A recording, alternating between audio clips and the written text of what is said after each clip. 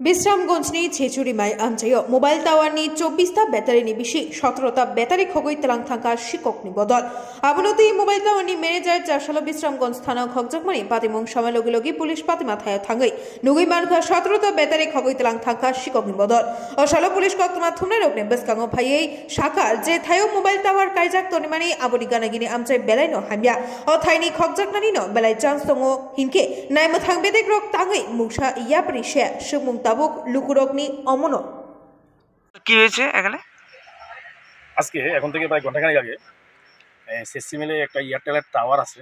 এই টাওয়ারের টেকনিশিয়ান তরুণ দাস আমাদের থানাতে যায়, গিয়ে আমাদেরকে জানায় যে স্যার আমার এই টাওয়ার থেকে আজকে আমি দেখছি অ্যালুমিনিয়াম এসে টাওয়ার থেকে অ্যালুমিনিয়াম দেখছি স্যার আমার ব্যাটারি নেই, কটা ব্যাটারি নেই, 17 ব্যাটারি নেই। ওটা ছিল ক্যাবিনেটের ভিতরে।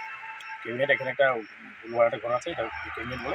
এটার ভিতরে 22টা ব্যাটারি 24টা ব্যাটারি ছিল। 24টা ছিল নাকি 24টা ব্যাটারি ছিল, 17 ব্যাটারি নেই। এখন আমি এসে দেখেছি 7টা ব্যাটারি আছে। এই আমাদের কাছে খবর যে আমরা ইনকুয়ারি করতে এসেছি, চুরি হয়ে গেছে। বড়বাবু বলেছে যে আপনি কিন্তু ইনকুয়ারি করে আসেন। এই ইনকুয়ারি অফিসে আমি আসলাম, আমার সায়েন্স টেকনোলজি কমিশন। তো আমি এসে দেখলাম এখানের যে সাইডটা মানে পারিপার্শ্বিক যে অবস্থা খুবই বাজে কন্ডিশনে আছে। এটার মধ্যে গাছ টাছ জঙ্গলে ভরে আছে, সাপের বাসার মতো হয়ে আছে। ওরা টাওয়ার বসাবে, টাওয়ার বসিয়েছে, টেকনিশিয়ান আছে এখানে। টেকনিশিয়ানের দায়িত্ব কে আছে এটাকে চালানো বন্ধ করা। এবং ওই বলছে এখানে কোনো গার্ড নেই, তারা কোনো সিকিউরিটি অ্যারেঞ্জ করে না এখানে আগে থেকে। কিন্তু সিকিউরিটি নেই একটা জঙ্গলের মধ্যে, একটা আশেপাশে যদি বাড়ি করে 1-2টা আছে, একটা জঙ্গলের ভেতরে একটা টাওয়ার বসাবে, এটার মধ্যে কোনো সিকিউরিটি অ্যারেঞ্জ করবে না। টেকনিশিয়ানকে দায়িত্ব দেওয়া হয়েছে সিকিউরিটি অ্যারেঞ্জ ওই দেখার জন্য। ও বলছে স্যার আমার কাছে 8টা প্রজেক্ট আছে, 8টা আছে প্রজেক্ট, আমি 8 জায়গায় যেতে হয়, আমি কেমন করে বাকিটা কাভার দেবো।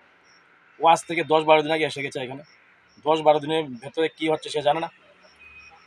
কালকে রাত্রে সে যা বললো, কালকে রাত্রে তরুণ দাস থেকে জানতে পারি, কালকে রাত্রে 12টার সময় তার যে